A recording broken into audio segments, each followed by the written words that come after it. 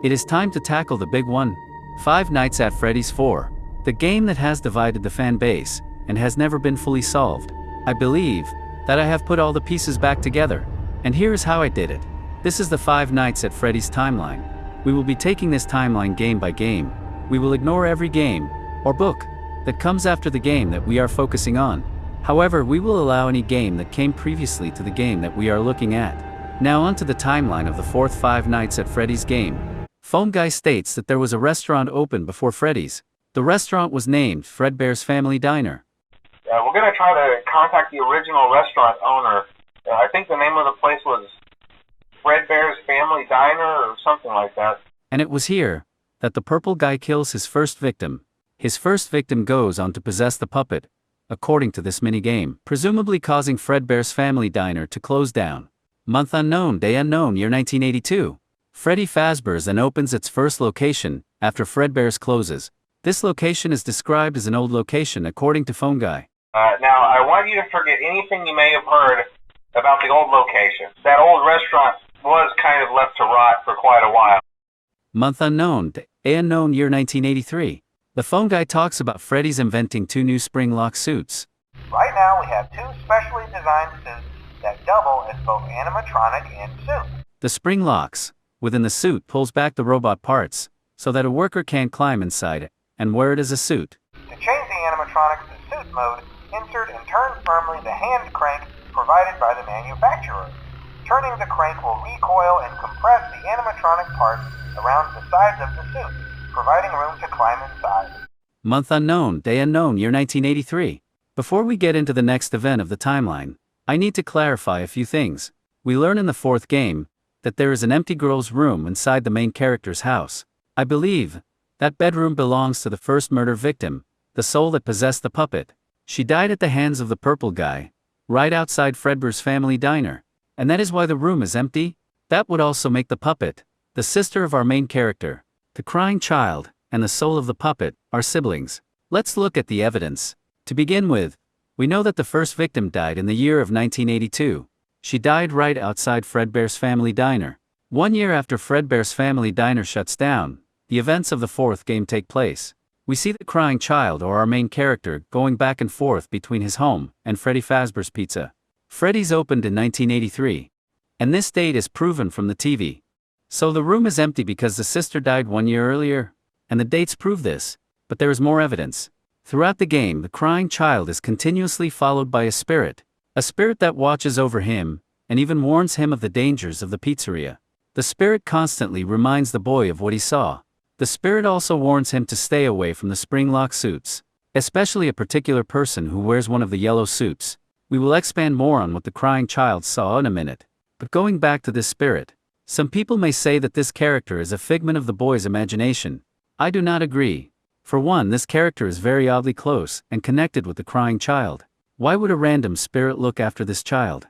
How could this character be his imagination, if he gets very descriptive instructions from this character? No, I believe that this spirit is not only his sister but also the puppet, because at the very end of the game the spirit talks to the boy one final time. The spirit says that the crying child is broken, and that she will put him back together. And put him back together she does. We see it happen. The puppet, his sister, gathered all the souls together to celebrate the birthday he never had. She put him back together in a way that freed his spirit. It was his happiest day. One person may ask, if this spirit is the puppet, then why is she depicted as a Fredbear stuffed animal? And this question leads into the next event in the timeline. The purple guy's next victim, and the first murder of Freddy Fazbear's Pizza, is the first of the two spirits to possess Golden Freddy. We know that the first Freddy's victim was killed in 1983, because this cutscene shows hair coming out of the torso of Fredbear. The crying child saw the purple guy, dressed in a spring lock suit, lure a child into the safe room. The crying child witnessed the first murder of Freddy Fazbear's Pizza.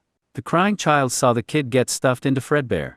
So going back to the question, why is the spirit of the puppet depicted as a Fredbear stuffed animal? It is very likely that the boy is misinterpreting which spirit is talking to him. The crying child believes that the spirit of Fredbear, the spirit of the kid he saw die, is the spirit that is talking to him. He believes this because the spirit reminds him of what he saw that day. If the spirit knows what the boy saw, then logically it would be the spirit of the kid who died right in front of the crying child. And that is what the crying child believes to be the truth. That is why the crying child is interpreting the spirit as a Fredbear stuffed animal.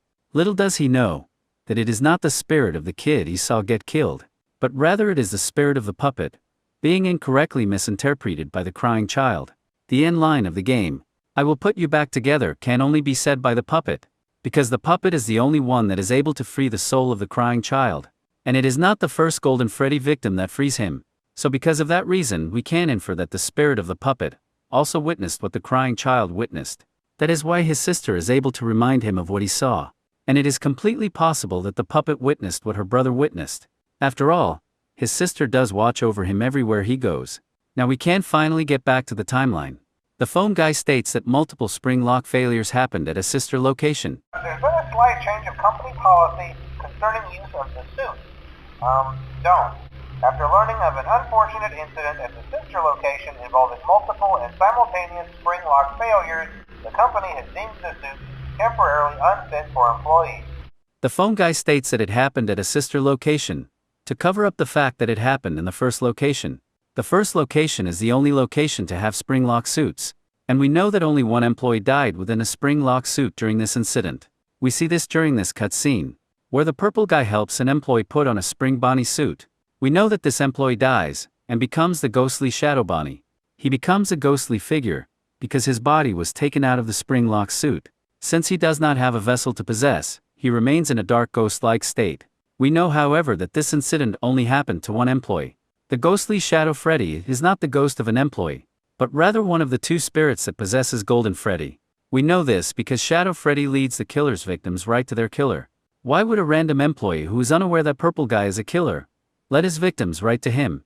Shadow Bonnie does not do this, because the ghost of the employee is not aware that the purple guy is a killer. So Shadow Freddy has to be one of the victims that possesses Golden Freddy. That would give Shadow Freddy more of a reason to lead the robots to the killer, out of revenge. So this spring lock failure causes the classic spring lock suits to be temporarily retired, to be looked at by a technician, although employees are now forbidden to wear them as a suit. We would like to remind employees that this costume is not safe to wear under any circumstances. Month unknown, day unknown, year 1983.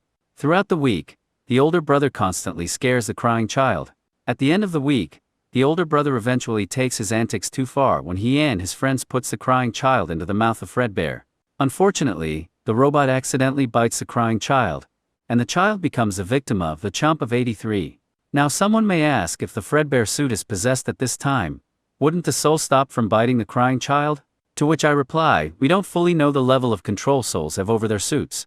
As an example, the soul of Foxy cannot run during the day, because the company restricted the classic robots to move around only at night. So this example makes me think that the Fredbear robot is restricted in some way that makes the soul inside Fredbear unable to stop the bite from happening. So the crying child gets bitten. Month unknown, day unknown, year 1983. This bite puts the crying child in the hospital, where he has continuous nightmares of the kids that put him there, alongside one of the kids that made fun of him, a nightmare of the spring Bonnie stuffed animal. And lastly, two versions of Fredbear.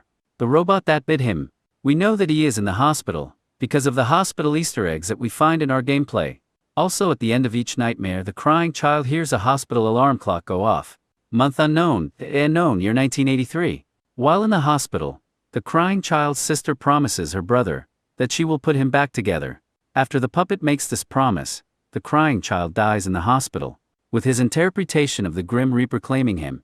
The crying child's soul then goes on to possess the same robot that bit him, and the crying child becomes the second soul that possesses Golden Freddy. Month unknown, day unknown, year 1983. After the crying child dies, his body is put into a box, and is locked away. I believe that it is the child's body which is in the box. During the time of the fourth game's release, the creator, Scott Cawthon, stated that what was in the box were the pieces put together, but he was unsure if the community would accept the answer as to what was in the box. The crying child's body being in the box makes the most logical sense for two reasons. Number one, it is the child who needs to be put back together, according to his sister's promise. This is oddly similar to what the creator of the game said. The creator said what was in the box are the pieces put together. These are the only two things that correlate to one another. The pieces are to be put together, and the crying child is promised to be put back together. Granted, the puppet does not put the child back together in a physical sense. However, she does in a spiritual sense. But why does she do it in a spiritual sense? It is because the child's physical body is locked away, to be forgotten about, unable to be reached. So the puppet is forced to put the child back together in a way that frees his soul. The second reason the child's body is in the box also correlates to the next thing the creator said. Scott Cawthon did not believe that the community would accept the answer to the box. Well, it would be a little bit underwhelming if it was simply a dead body in the box. It would be underwhelming, because of how much hype this mystery had within the community. I believe Scott Cawthon did not want to underwhelm his fanbase. So Scott Cawthon chose not to reveal the answer to the box. However, he left the clue still open for someone to reveal the answer. So the crying child was locked away in a box. Month unknown, day unknown, year 1983.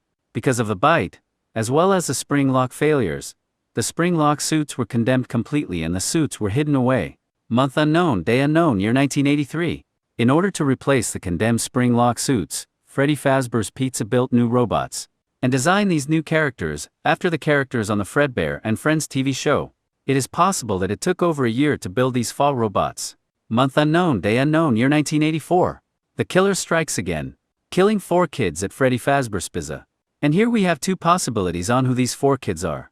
One possibility, and I believe this is what was intended by Scott Cawthon, is that these 4 kids are the same 4 kids that accidentally killed the crying child. The reason why I think this is because the Happiest Day incident was also used as a way for these kids to apologize to the crying child. The second possibility is that these 4 kids happen to be the crying child's friends. That possibility would also give weight to the Happiest Day incident. A true friend will try to make another friend happy. The reason why I believe that these 4 kids has to be connected to the crying child in some way is because 4 random kids would not celebrate a birthday of someone they don't know. It makes more sense for these kids to be connected to the crying child. And I believe that the first option was the more intended option. However, either way, 4 kids die on June 26, 1985. That night on the 26th, the puppet stuffs the 4 dead kids into the 4 new robots. Some may be eager to point out that there are 5 kids within the room. However, this 5th child is not stuffed by the puppet. The 5th child is not hidden away. So if this 5th child was truly there in the room on June 26th, then the police would have found at least 1 child the following morning. However, the news article states that the police never found any of the children. So this 5th child within this mini-game is a representation of a separate death. A death that took place all the way back within the year of 1983. Someone else may point out that the police never found the 5th child's body because the puppet stuffed the body into the Golden Freddy suit. However, this theory would contradict the fact that the spring lock suits were condemned and completely hidden. The puppet could not hide the 5th child, because the Golden Freddy suit is nowhere to be seen. Therefore, this 5th child represents a separate death. In fact, he is the first death associated with Freddy Fazbear's Pizza, stuffed into the Golden Freddy suit, all the way back in 1983. So in short, 4 kids die and the puppet stuffs the 4 kids into the new robots. June 26, 1985. The following morning, according to the second article, there are 5 kids in total missing in Freddy's first location, and the killer has been caught and charged. However, the bodies are never found, so the killer gets let go due to a lack of evidence. This took place on June 27, year 1985. Due to the murders, the company boards up the safe rooms. This is just to inform all employees that due to budget restrictions, the previously mentioned safe rooms are being sealed at most locations, including this one. June 27, 1985. According to the third article, Freddy's first location was being threatened with shutdowns due to sanitation violations. Blood was coming from the robots. Month unknown, day unknown, year possibly 1985, 86 or early 87. This causes Freddy's to try and save face, with the grand reopening of a new restaurant, their second location. A larger location with new robots, with security features. They've spent a small fortune on these new animatronics. Facial recognition, advanced mobility. They even let them walk around during the day. But most importantly, they're all tied into some kind of criminal database so they can detect a predator a mile away. These new robots are based on the toy merchandise of the Freddy Fazbear brand. Since the new robots are based on their toy merchandise, the new robots are called the toy animatronics. And the 4 old animatronics from the first location wither away in the back room of the second location, where they are only used for parts. November 1, 1987. The first night guard finishes his week and goes to day shift on November 8, 1987. You're only the second guard to work at that location. The first guy finished his week but complained about conditions. We switched him over to the day shift. Jeremy starts his shift at 12 a.m. on November 8, 1987. Rumors start to spread during the day on November 9, 1987. According to Phone Guy on night 3. I wanted to ease your mind about any rumors you might have heard lately. Our guard during the day has reported nothing unusual, and he's on watch from opening till close. Phone Guy then states on night 4 that there is an investigation going on during the day of November 10, 1987. Okay, so just to update you, there's been somewhat of an investigation going on. We may end up having to close for a few days. I don't know. On night 5, we learn from Phone Guy that the building is on lockdown. From what I understand, the building is on lockdown. No one is allowed in or out, especially concerning any previous employees. On a lockdown that started that day on November 11, 1987. Jeremy then gets his paycheck on November 12, 1987, and it is here that the purple guy strikes again, killing 5 more kids during the day shift, and causing the restaurant to close for a while. What on earth are you doing there? Didn't you get the memo? The place is closed down, at least for a while. Someone used one of the suits. We had a spare in the back, a yellow one. Someone used it. Jeremy works one final day, getting his overtime paycheck on November 13, 1987, before he gets moved to the day shift later. When we get it all sorted out, we may move you to the day shift. A position just became available. We don't have a replacement for your shift yet, but we're working on it. Fritz gets hired to take the place of Jeremy on the night shift. However, he tampers with the robots and gets fired on his first day. On November 14, 1987, during the day of November 14, Jeremy starts his day shift and is instructed to stay close to the robots.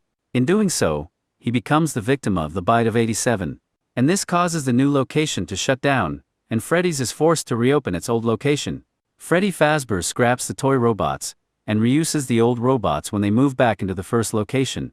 Because of the bite of 87, Freddy Fazbear restricts the robots to moving around only at night. So just be aware, the characters do tend to wander a bit. They're left in some kind of free roaming mode at night. Something about their servos locking up, they get turned off for too long. They used to be allowed to walk around during the day too, but then there was the bite of 87.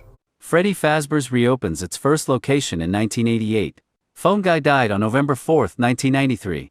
Hey, wow, day 4. I knew you could do it. Hey, listen, I may not be around to send you a message tomorrow. It's been a bad night here for me. Hey, do me a favor. Maybe sometime you could check inside those suits in the back room. I always wondered what was in all those empty heads back there. Oh no.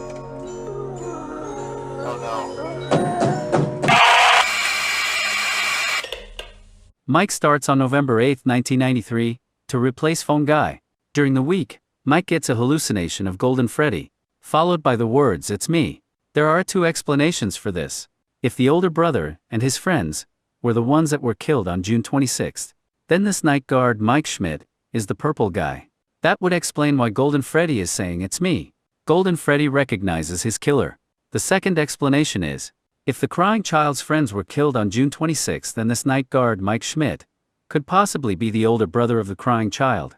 That is the second possibility as to why Golden Freddy is saying, "It's me." He is possibly reaching out to his brother who is working as a night guard.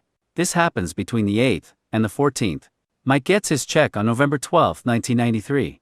Mike gets his overtime check on November 13, 1993. Mike gets fired for tampering with the robots on November 14, 1993.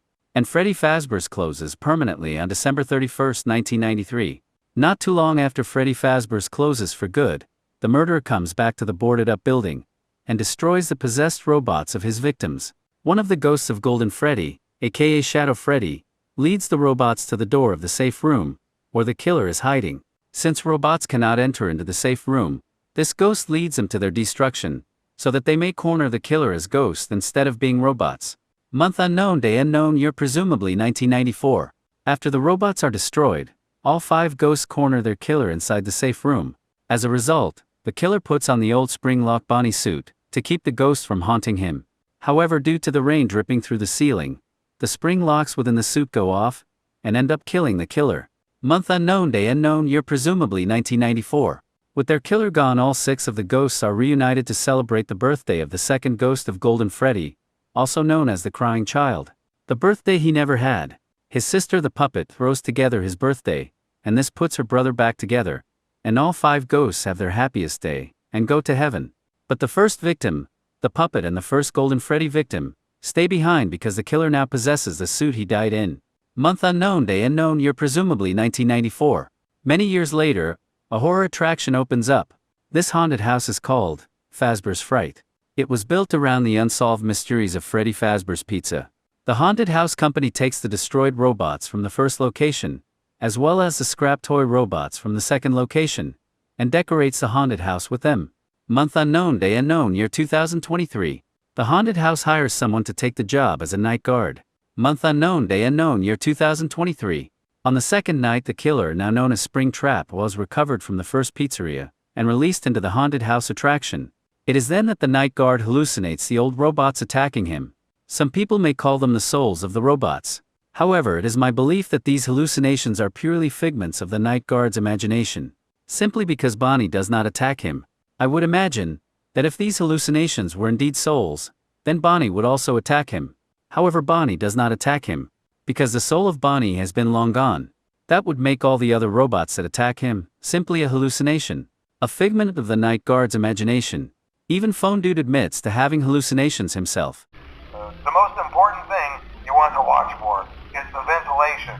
Look, this place will give you the spooks, man, and if you let that ventilation go offline, then you'll start seeing some crazy stuff, man. Keep that air flowing. Month unknown, day unknown, year 2023. After the second night, it is then revealed that the puppet was found and released into the haunted house. Month unknown, day unknown, year 2023. At the end of the week, the haunted house burns down. However, both the murderer and his first victim, the puppet, survive the burning. Month unknown, day unknown, year 2023. And that is the end of the original story of the 4 games. If you have any questions, comment them down below. I'll try to get to as many as I can.